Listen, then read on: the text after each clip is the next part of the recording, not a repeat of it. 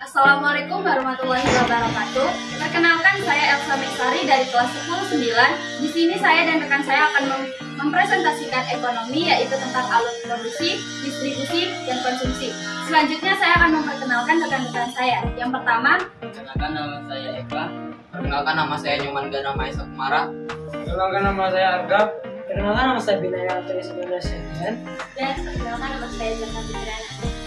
Selanjutnya kita akan lanjut ke presentasinya. Yang pertama, pengertian awal produksi, distribusi, konsumsi akan dijelaskan oleh Zahra. Kepada Zahra, saya persilakan. Assalamualaikum warahmatullahi wabarakatuh. Terima kasih kepada moderator karena telah mengizinkan saya untuk menjelaskan hasil presentasi kami.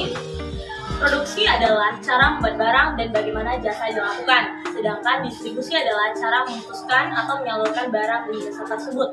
Sedangkan konsumsi adalah cara manusia menggunakan atau menghabiskan barang dan jasa. Adapun hal yang mempengaruhi kegiatan produksi. Yang pertama ada sumber daya alam. Adanya sumber daya alam nantinya berpengaruh pada proses produksi dan kegiatan ekonomi. Bila terjadi penurunan jumlah baku, maka secara beruntun proses produksi, distribusi, serta konsumsi bisa terganggu keberlangsungannya. Yang kedua ada sumber daya listrik dan energi. Yang ketiga ada sumber daya manusia. Yang keempat ada transportasi. Yang kelima ada kurs mata uang. Yang keenam ada suku bunga. Yang ketujuh ada permintaan dan penawaran. Yang kedelapan ada perubahan struktural. Yang kesembilan komunikasi. Dan yang kesepuluh modal dan teknologi. Baik, selanjutnya hal yang mempengaruhi kegiatan produksi ada 10 yang akan dibacakan oleh Zahra kembali. Kepada Zahra kami persilakan. Terima kasih. Nah, hal yang mempengaruhinya untuk penjelasan lebih dalam, yang tadi sumber daya alam sudah dijelaskan. Yang kedua, sumber daya listrik dan energi. Faktor yang bisa mempengaruhi kegiatan ekonomi berikutnya adalah sumber daya listrik dan juga energi. Umumnya sumber daya listrik dan energi diperlukan oleh industri, perusahaan, dan negara. Untuk sumber daya tenaga dan energi ini terdiri dari sumber daya alam dan buatan. Yang ketiga, sumber daya manusia. Tentunya kegiatan ekonomi tak akan bisa berjalan bila tak ada aktivitas dari sumber daya manusia atau SDM.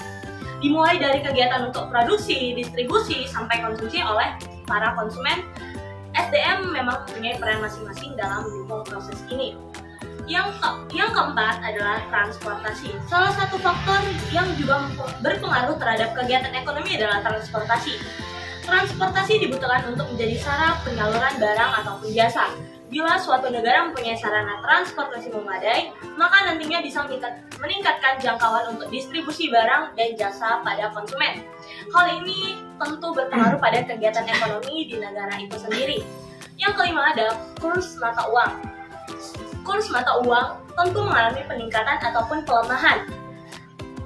Ketika kurs mata uang suatu negara melemah, tentunya harga barang produksi negara tersebut nantinya didistribusikan di luar negeri dengan harga yang relatif dan murah. Demikian pun sebaliknya.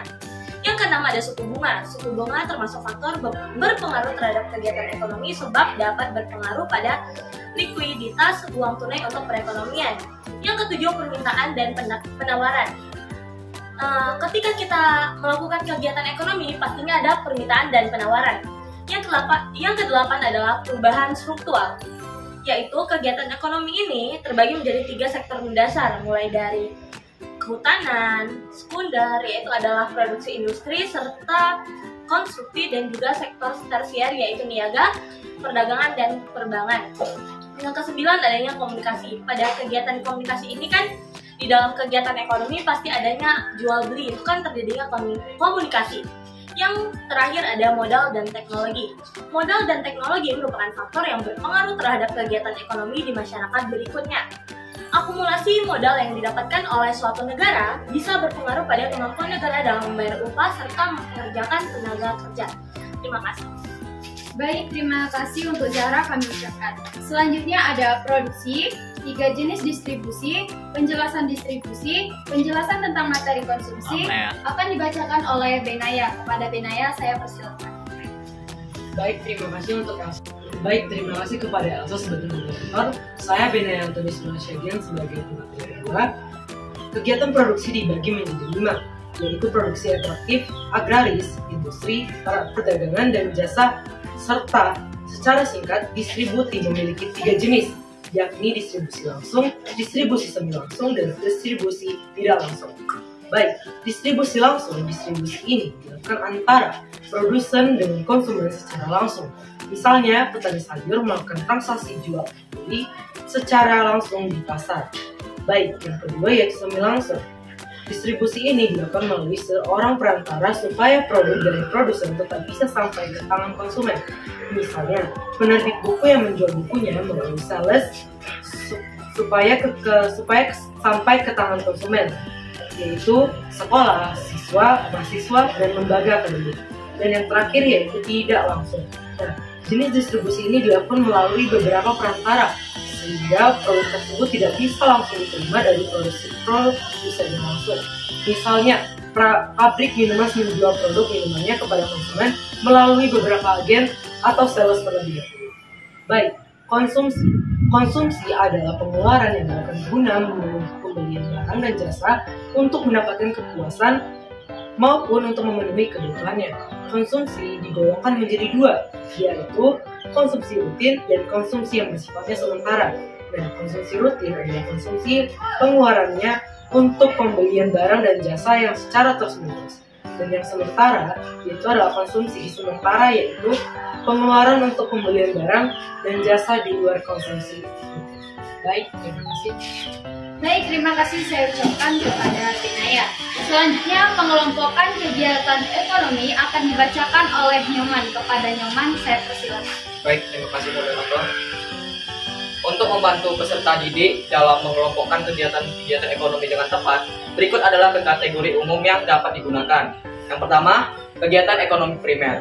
Kegiatan ekonomi primer melibatkan pengolahan sumber daya alam. Contoh kegiatan ekonomi primer termasuk pertanian, perikanan, pertambangan, dan kehutanan. Yang kedua, ada kegiatan ekonomi sekunder. Kegiatan ekonomi sekunder melibatkan pengolahan bahan mentah menjadi produk jadi. Contoh kegiatan ekonomi sekunder termasuk industri manufaktur, konstruksi, dan pengolahan makanan. Yang ketiga, ada kegiatan ekonomi tersier. Kegiatan ekonomi tersier melibatkan penyediaan jasa kepada masyarakat. Contoh kegiatan ekonomi tersier termasuk perdagangan, transportasi, perbankan, pariwisata, dan jasa kesehatan. Yang keempat, ada kegiatan ekonomi kuartener. Kegiatan ekonomi kuartener melibatkan kegiatan penelitian, pengembangan, dan inovasi. Contoh kegiatan ekonomi kuartener termasuk riset, pengembangan teknologi, konsultasi bisnis, dan kegiatan kreatif seperti seni dan desain. Yang kelima, ada kegiatan ekonomi kuintener.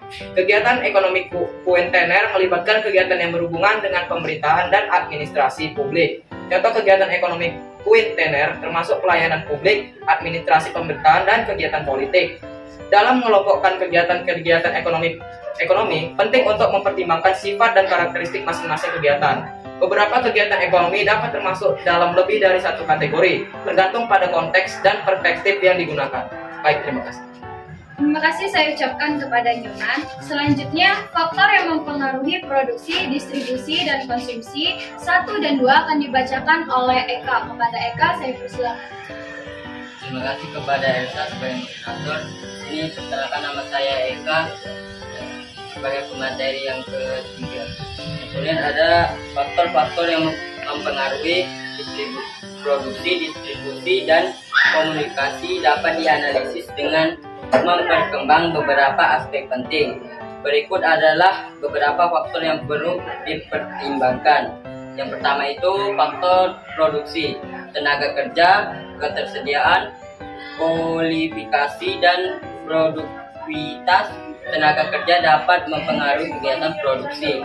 Kemudian modal, ketersediaan modal seperti mesin, peralatan, dan infrastruktur dapat mempengaruhi kemampuan perusahaan untuk memproduksi barang dan jasa.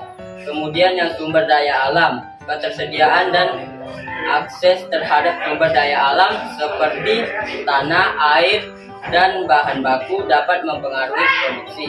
Yang kedua itu ada faktor ekonomi, harga. Yang pertama ada harga barang dan jasa dapat mempengaruhi keputusan produksi, distribusi, dan komunikasi.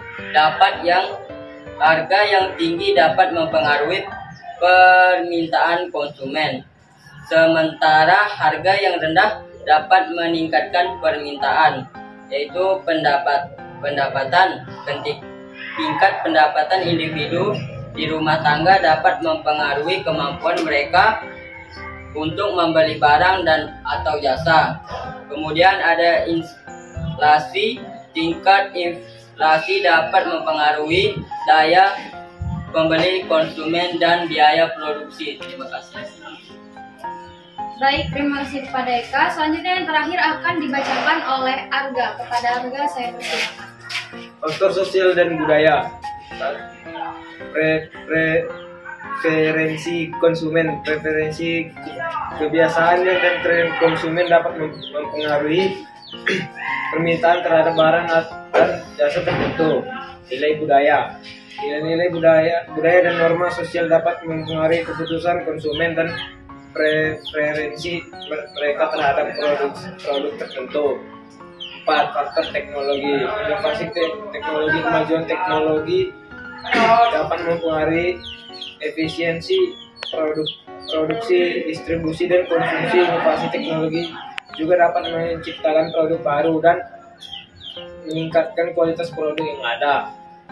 Akses teknologi, ketersediaan dan akses terhadap teknologi dapat mempengaruhi kemampuan perusahaan untuk memproduksi dan mendistribusikan barang dan jasa. 5. Faktor lingkungan. Kebijakan lingkungan, regulasi. Lingkungan dapat mempengaruhi kegiatan produksi dan distribusi, terutama dalam hal penggunaan sumber daya alam dan dampak lingkungan.